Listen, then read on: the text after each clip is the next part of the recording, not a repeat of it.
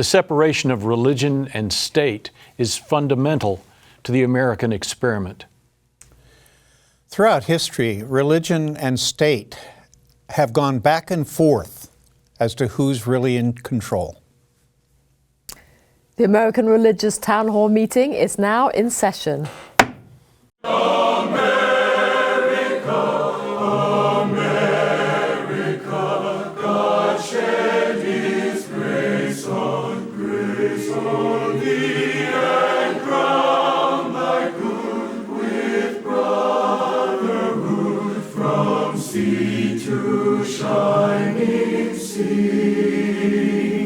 Welcome, friends, to the American Religious Town Hall meeting, where the discussion of religious, political, and social issues is meant to promote the cause of religious freedom and to help us better understand each other. And now, here is your host and moderator. Hello, viewers, and thank you for being willing to share your time with us today. My name is Andrea Luxton. I am president of Andrews University in Michigan and today's moderator. I would like to introduce you to today's panelists. Hello, I'm Tony Matthews, and I serve as Senior Strategist for Missional Ministries for a network of churches in the state of Texas, and I am also a Baptist minister. My name is Mel Robeck. I'm Senior Professor of Church History and Ecumenics and Special Assistant to the President for Ecumenical Relations at Fuller Theological Seminary in Pasadena, California. I am also an ordained minister with the Assemblies of God.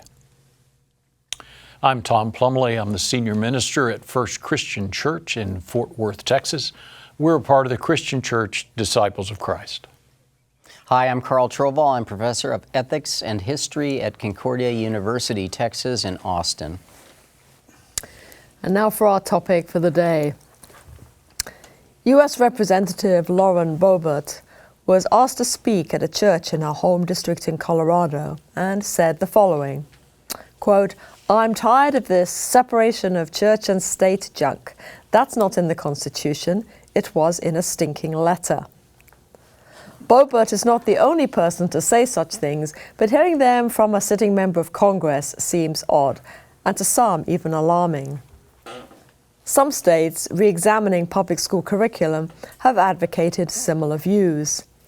Leaders training teachers on new history curriculum in Florida, according to the Miami Herald, instructed teachers that, quote, "the nation's founders did not desire a strict separation of state and church," end of quote. In truth, those words, separation of church and state, do not appear in the Constitution. But the concept has been relied on and taught for most of the nation's history. It's often referred to on the American Religious Town Hall meeting and has been since the program's inception. So, what's going on? Are we as a nation, like Representative Boebert, tired of separation of church and state? Have we come to the point where we no longer believe it is helpful? Some have called the separation of church and state the bedrock of both the American democratic experiment and the unique health of religion here. We'd like our panelists to weigh in on whether that's still the case. So here are some questions for the panelists. Is the separation of church and state truly in the Constitution, or have we been misled? Has the concept outlived its usefulness? And in light of statements like Boebert's and the rash of recent Supreme Court decisions touching on the separation of church and state, what do you see as the future of the relationship between government and religion in the United States? We're going to start back with our panelists who began our conversation today. Thank you. I'm opened with the comment that the separation of religion and state is fundamental to the American experiment. It has been helpful both for the state and for every manifestation of religion that's come along in this country, allowing freedom, allowing growth, allowing health. To say that the founders did not desire a strict separation of church and state is simply to state a falsehood. And yes, the words separation of church and state do not appear as a phrase in the Constitution, but neither do the words fair trial. Fair trial is simply shorthand for what appears in the Sixth Amendment that says, in all criminal prosecutions, speedy and public trial by an impartial jury, a person is to be confronted with the witnesses and to have assistance of counsel. A total of 81 words is the term fair trial is a shorthand for that. Similarly, separation of church and state is shorthand for the following. Number one, the fact that the power for governance that's set down in our Constitution is said to come from we the people and not from God or gods. Our Constitution was the first governing document of any nation in history ever to say that, or ever to not have the word God as the source of power. The Constitution does not even mention God. The Constitution includes a ban against religious tests to hold any office. And it was the first governing document of any nation to do that. In a document which is quite vague, intentionally vague, about several things, they were absolutely clear on that one. They said no religious test ever for any office under the Constitution shall ever be required. And then the founders did not feel that had gone far enough, and so they added in the first words of the First Amendment to the Constitution, Congress shall make no law respecting an establishment of religion or prohibiting the free exercise thereof. So the term separation of church and state is simply shorthand for all of that put together. To say that anything less than that separation is fundamental to who we are as a country is pure disinformation. Thank you. And I fear it's a cover for something that is more sinister in its motivation. Okay. Thank you. It's not that I'm opposed to separation of church and state. I can't say that I am. But what I am opposed to, I think, is the fact that church and state have not found a way of taking seriously the other in our society. We have a long history of experience in human history where religion has been, in a sense, in power over everybody under the particular area. Okay, and all you have to do is think about Judaism as being a theocratic religion in which they understand God to be the guiding force and so forth. And there are obviously leaders there, good leaders, bad leaders, and so forth. But the fact is, many Israelites rebel. There was huge turmoil at the beginning of the time of Christ. At the same time, in the Christian tradition, we have done no better. We've had Orthodox and Catholic churches really trying to take over, and actually in many cases, especially in the Catholic tradition, well, Orthodox as well, taking over the power of government, okay? Having their own armies, claiming lands of their own, and so forth. So it's been a very difficult and, I think, problematic history. So when the Protestant Reformation comes along and begins to say, wait a minute, we have to rethink how things are. When Christian humanism comes along and says, you know what? We as human beings have the ability, a God-given ability, to make decisions on our own.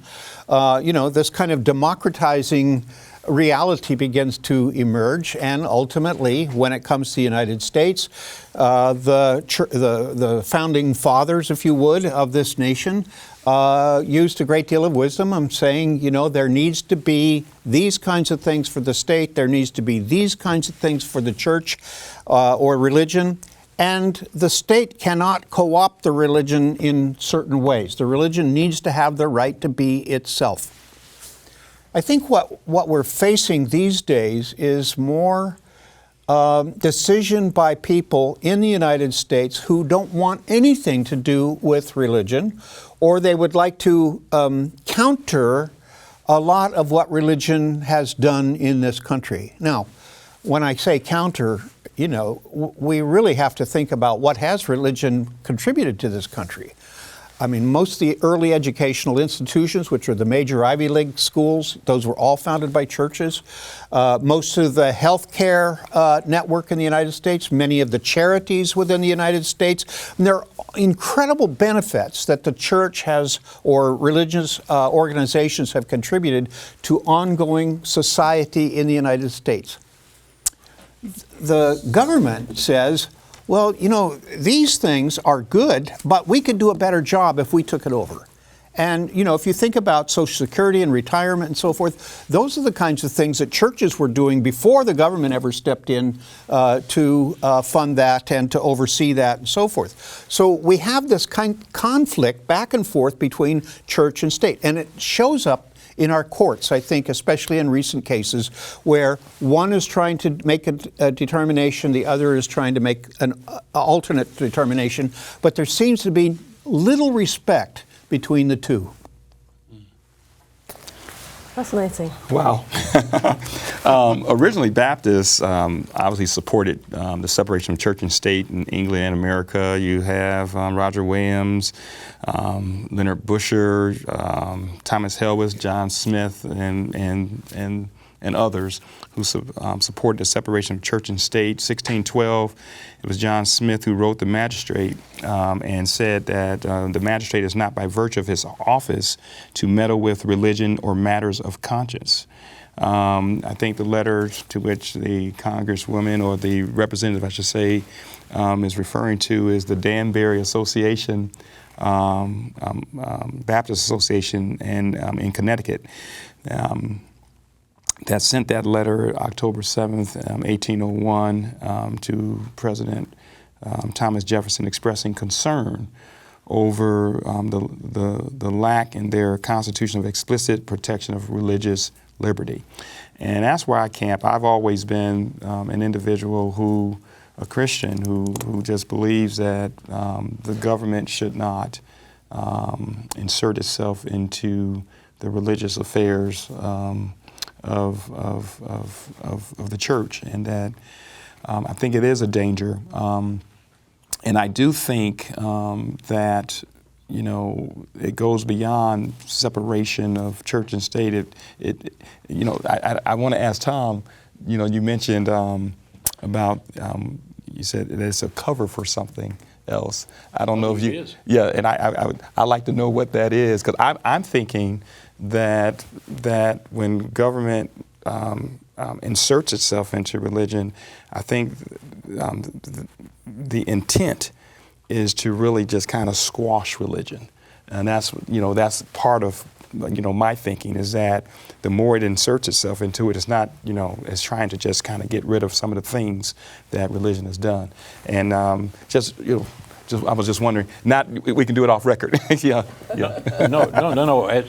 When you hear people like Congresswoman Marjorie Taylor Greene and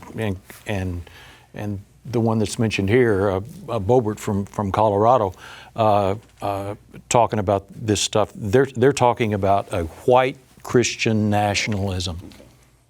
Okay. And they are upfront about using those words. And that is dangerous, not only for the government, that's dangerous for Christianity. Good. And it's dangerous for Muslims. It's dangerous for Jews to have that. To me, that's why that's such the separation of church and state.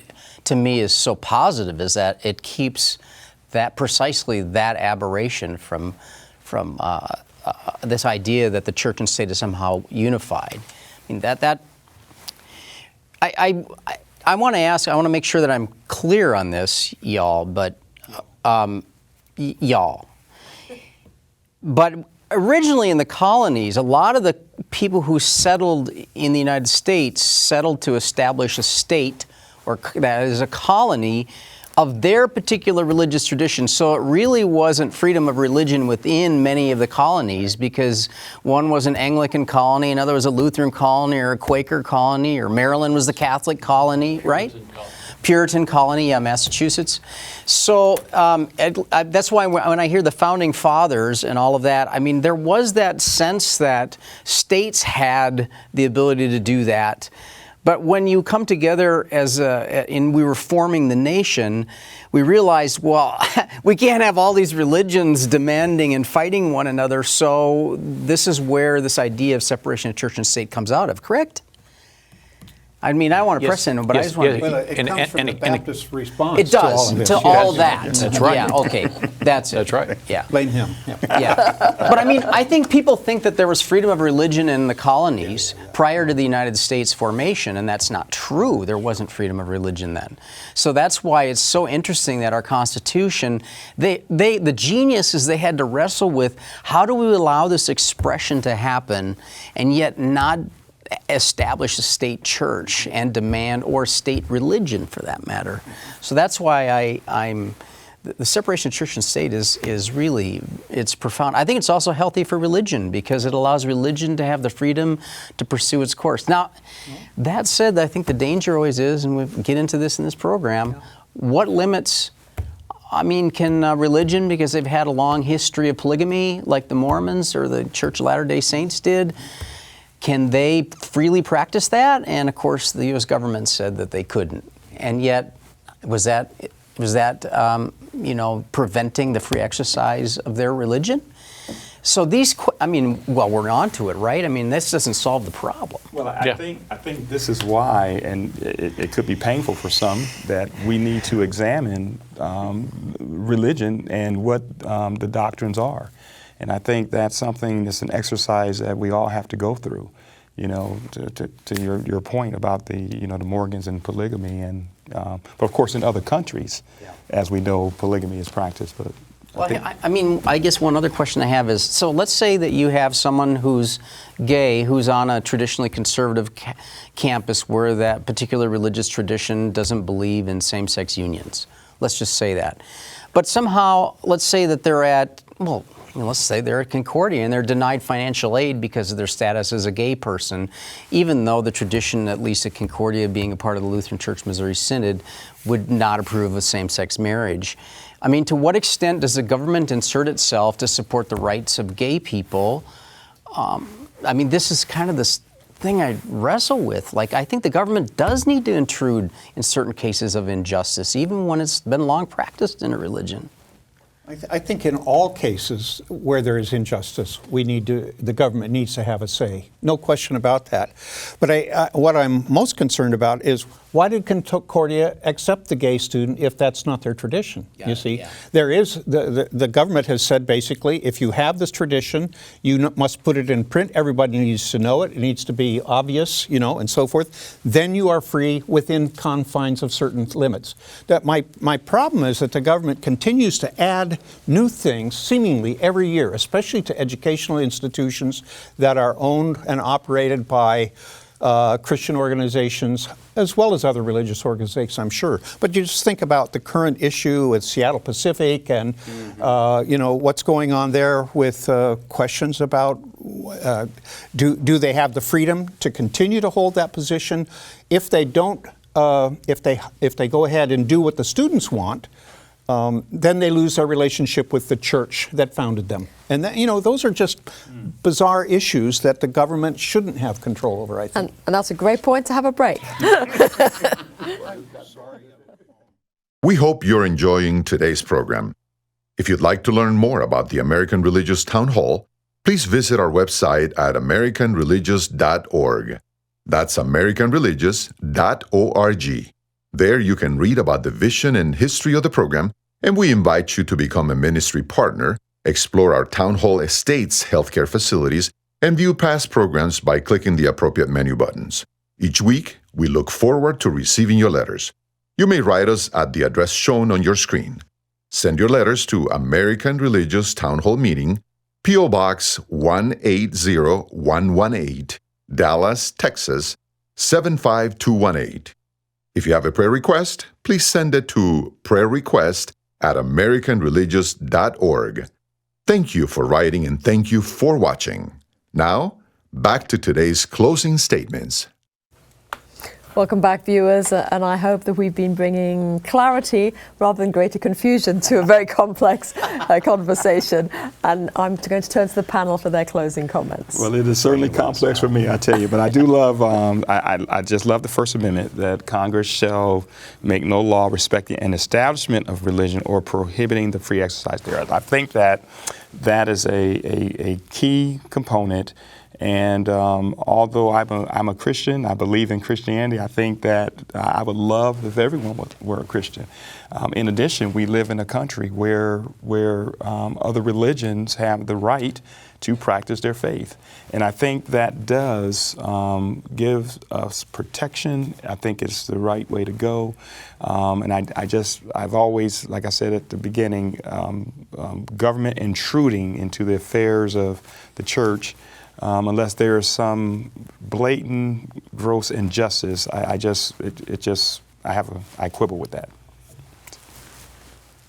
Given the state of the world as it is now, religiously, I think it's a wonder that religion thrives and has thrived for well over 200 years now in this country.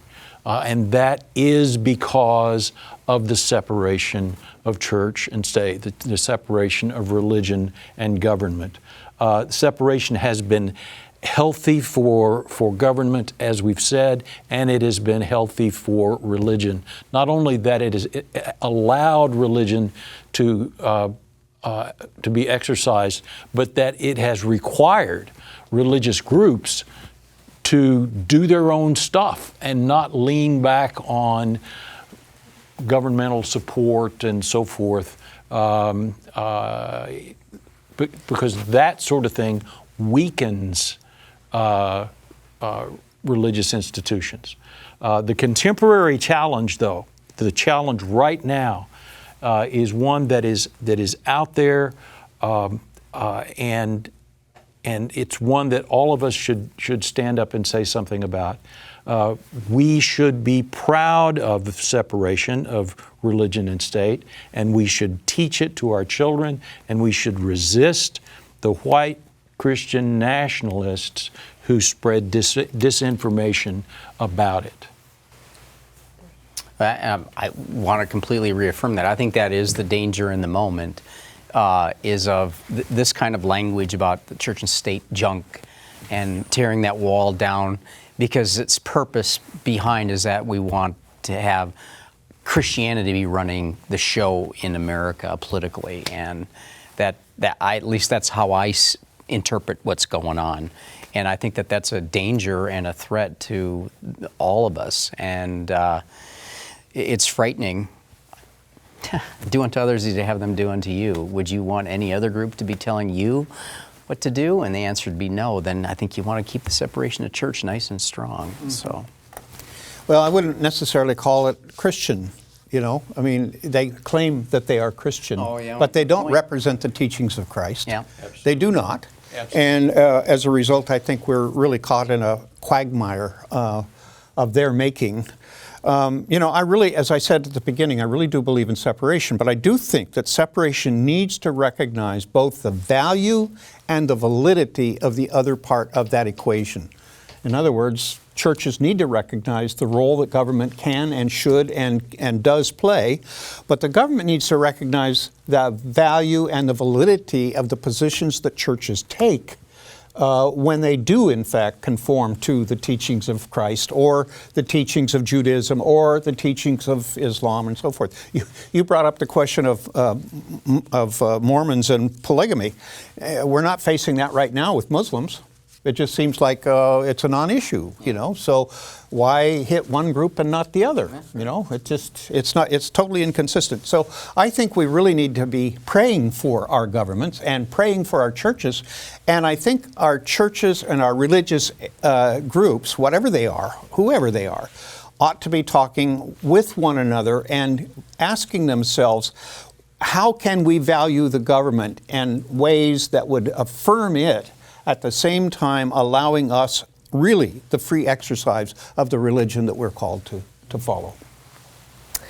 Thank you. Great conversation.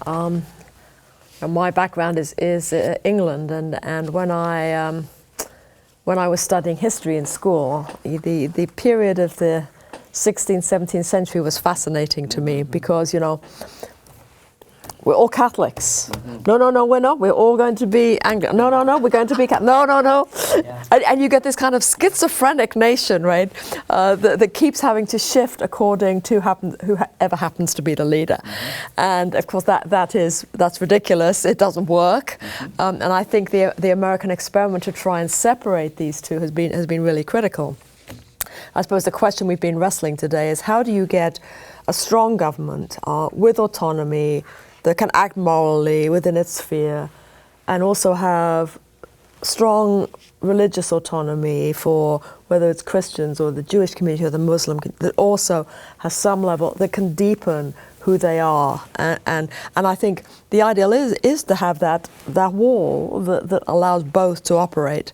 You're going to get they have to. They're always going to have to. But I think we've done some great conversation about how maybe that can happen and happen well. So thank you all.